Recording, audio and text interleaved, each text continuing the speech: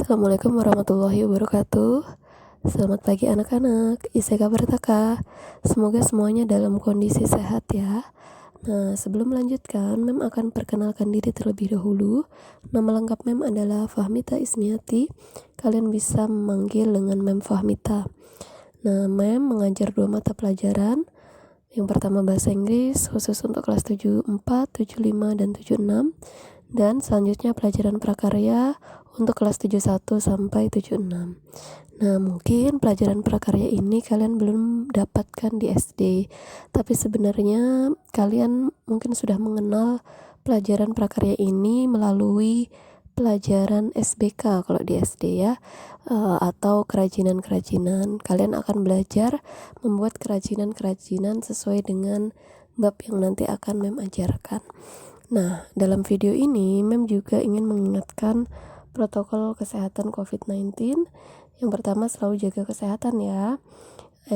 Selanjutnya, cuci tangan sesering mungkin, pakailah masker dan jaga jarak ketika kalian di luar rumah. Anak-anak, kita mulai dari bab pertama ya, tentang kerajinan bahan serat. Kalian bisa buka buku kalian mulai dari peta materi yang pertama ya. Kalian bisa melihat apa sih yang akan dipelajari pada bab pertama ini. Nah, yang Mem harapkan ketika kalian belajar hari ini ada 2 hal.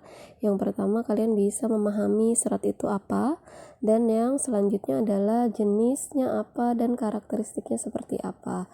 Nah, 2 hal itu aja yang Mem harapkan ketika hari ini kalian belajar. Nah, kalian bisa baca pengertian serat alam itu sendiri pada halaman 6.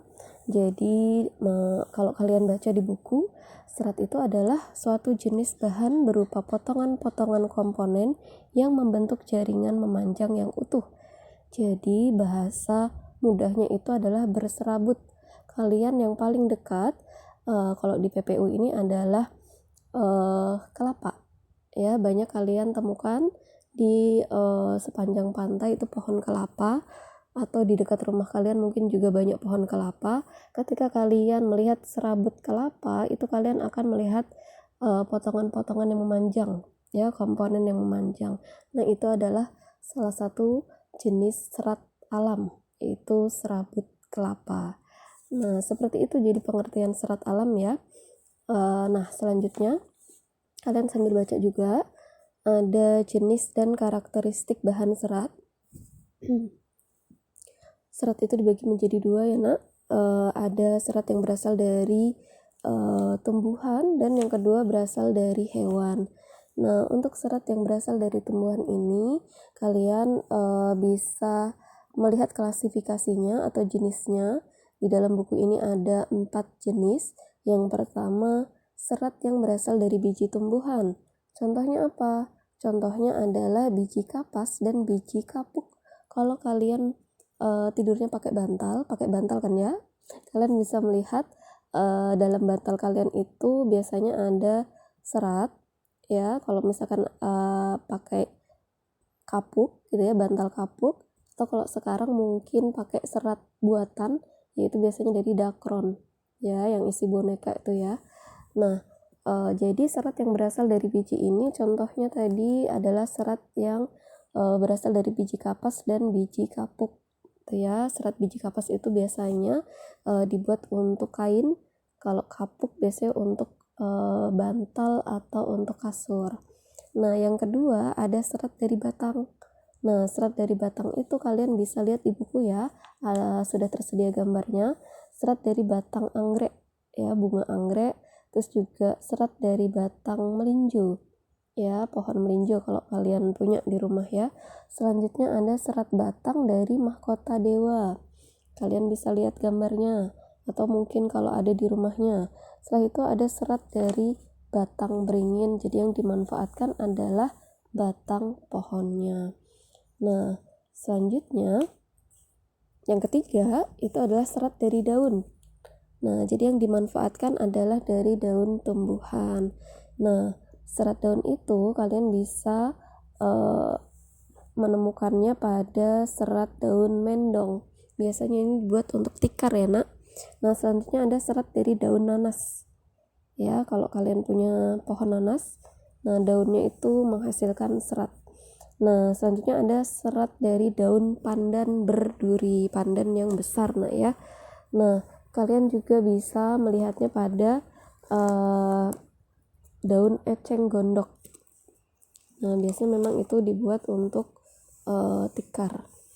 Nah, yang keempat, yang terakhir, serat yang berasal dari buah. Nah, tadi sudah dibahas di awal, buah apa sih yang menghasilkan serat? Salah satunya adalah serat buah kelapa. Serabutnya itu ya bisa dimanfaatkan untuk kerajinan. Nah, itu tadi jenis serat dari tumbuhan. Nah, yang kedua, serat dari hewan. Ternyata bisa loh dimanfaatkan. Yang pertama, ada jenis dari serat stapel. Serat dari stapel. Stapel ini apa sih maksudnya?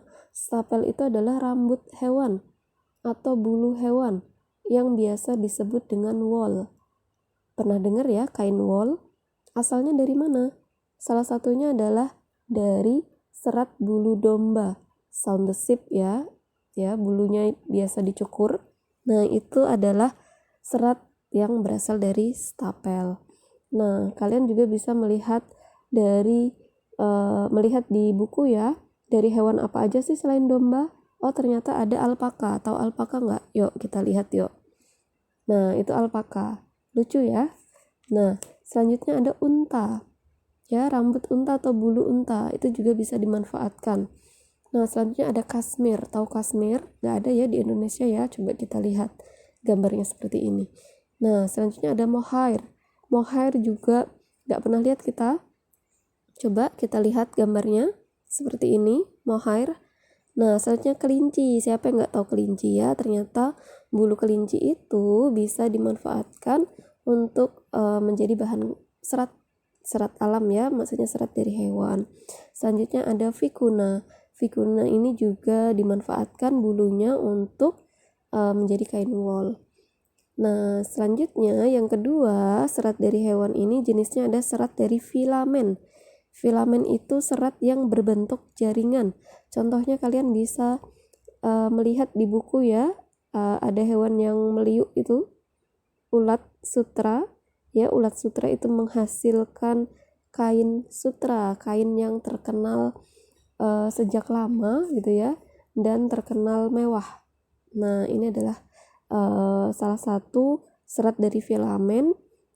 Salah satu jenisnya adalah berasal dari larva ulat sutra. Nanti akan menghasilkan benang dan itu akan diproduksi menjadi kain. Nah, itu adalah jenis gitu ya dan karakteristik dari bahan serat. Ada 2 tadi, kalian bisa review lagi nanti, serat dari tumbuhan dan serat dari hewan.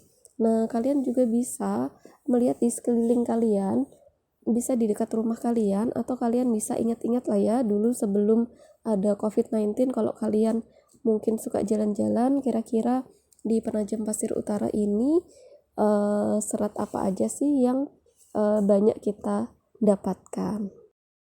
Nah, anak-anak mungkin materinya sampai di situ dulu untuk pengertian serat dan juga jenis dan karakteristik bahan serat.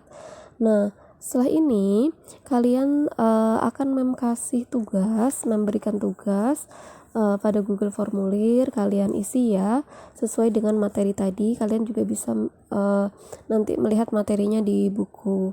Nah, jangan lupa yang belum isi absen segera isi absen ya, dan juga tugasnya jangan sampai ada yang terlambat ya, kayak kemarin bahasa Inggris masih ada beberapa siswa yang terlambat mengerjakan tugasnya ya. Sesuaikan di jamnya ya.